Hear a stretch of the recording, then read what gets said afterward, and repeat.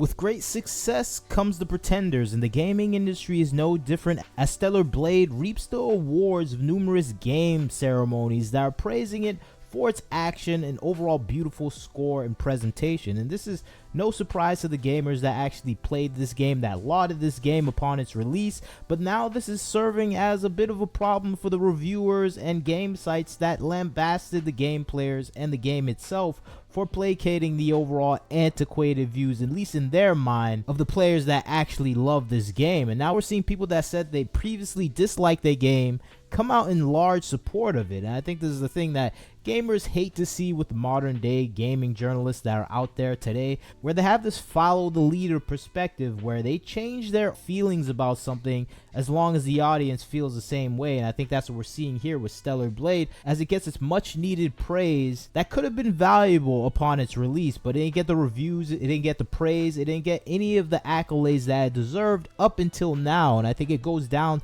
to the politics that are surrounding Stellar Blade, where it's not a game following the progressive political leanings of most modern day Western gaming developers. And I think that is the thing that stings it, where it didn't follow the standards settled by these consultancy firms and activist organizations that are trying to mold the gaming industry in some form and fashion to fit their overall political outlook. And I think that's the thing that Stellar Blade kind of flew in the face of, where it was doing its own thing. It had its own aesthetic prospects that were the antithesis of the modern day video gaming environment, and flaunted it in the face of the people that had staunch beliefs in the opposite end. And I think that's the thing that hamstring Stellar Blade's success in America and across Europe, because we had these driving forces that hated this game for being uniquely its own creation. I think we saw this with Black Myth Wukong and numerous other games that didn't follow the standards that were set by Western game developers, and they usually get lambasted, get attacked in the game media journalist sphere of influence.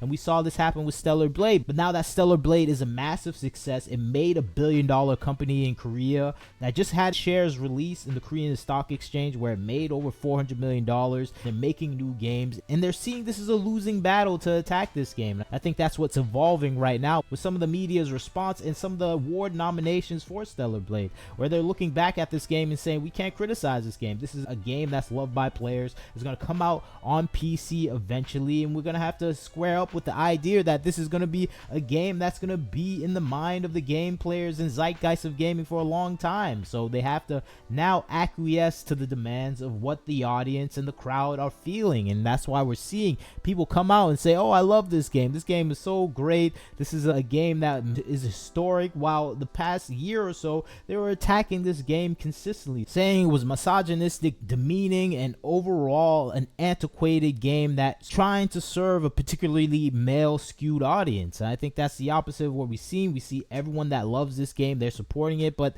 of course, we have the fakers now in the media that are doing things that we saw them do in the past with other titles like Tomb Raider, where it was accused of being something that was made for a male skewed perspective, and it became eventually seen as an icon for that group of political activists that were attacking it in the years beforehand, as they attacked Bayonetta, and they did the same with Nier Automata. And now they're doing it with Stellar Blade, where they're going to attack this title until they can't attack it because it's an iconic game and figure. And now they just have to do what they can do best, which is assimilate that title within their own political ideology. And I think that's why we're seeing the groundswell of support coming from games journalists now who were attacking this game, are now saying, oh, this game is a great addition to the video gaming universe, when just in the previous year or so they were saying this game is rated too highly and the game player base are loving this game in a particular way that is not in line with what we want to see from a gaming audience. And I think this is the aggravation that a lot of gamers have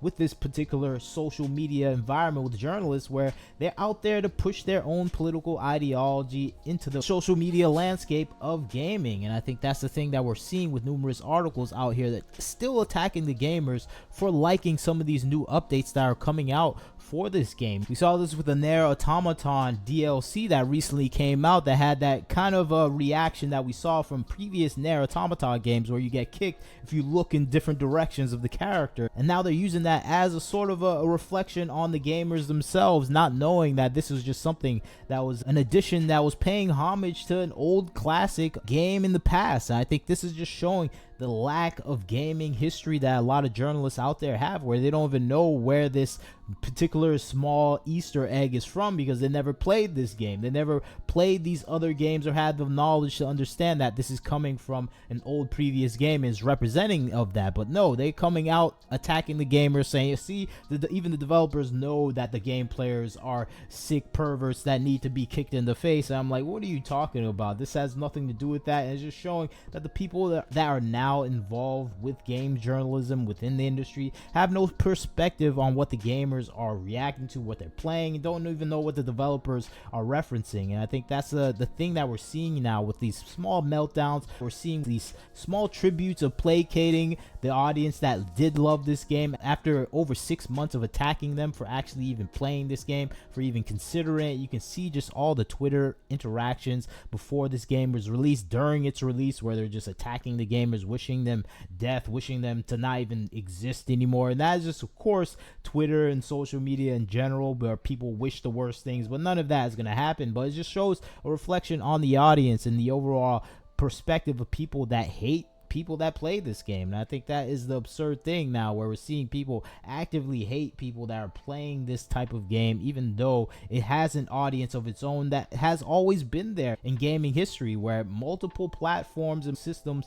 were based on games like this. And I just showed you the pic of that, where we saw Tomb Raider, Nier Automata itself, Bayonetta, all these games had this similar style, and that's just part of gaming history. And to hate that right now and try to transmorph it into something else that has no representation in the gaming pantheon, that is just the absurdity of it all. I mean, you can make your own game, but when you have this style of game come out, respect it. Respect the players that love playing it, and you don't have to attack them when they do. And I think that's the thing that we would want to see in a modern gaming environment. But of course, we're in this political version of gaming right now, where people want to service their opinions, developers want to shove their politics in your face, and of course the games journalists are just there promoting the political side of their point of view. And I think that's the sad part of the current state of the gaming environment, where a game player can't just play the game that they like. They have to be on a political side, left or right, in order to defend the game that they're playing. And we just want to play games. We don't want to defend a game. We just want to play a game. And I think